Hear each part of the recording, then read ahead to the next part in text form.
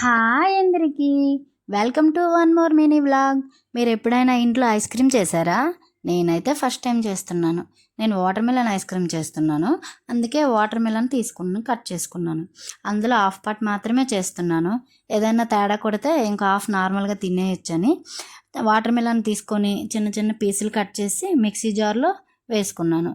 Mixie జార్లో water melon వేసాక sugar, whipping cream వేసుకొని మిక్సీ పట్టుకున్నాను. అది స్మూత్గా అయ్యాక వడకట్టుకున్నాను. నా దగ్గర వడకట్టడానికి పెద్దది ఏం లేదు, అందుకే టీ పెట్టే దానిలో వడకట్టాను. అక్కడ నాకు చాలా టైం పట్టింది. అప్పుడు అనిపించింది 10 రూపీస్ ఐస్ క్రీమ్ కొనుక్కుంటే బెస్ట్ కదా, ఎందుకు ఇదంతా అని. ఎలాగో ఒకలాగా తిప్పలు పడి వడకట్టేసాను మొత్తాన్ని. ఇక డీమార్ట్కి వెళ్ళి ఐస్ క్రీమ్ ట్రే తీసుకున్నాను కదా, అందులో జ్యూస్ అంతా వేసేసాను.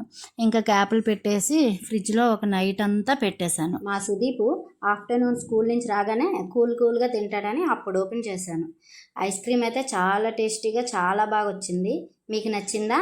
నచ్చితే లైక్ చేయండి, సబ్స్క్రైబ్.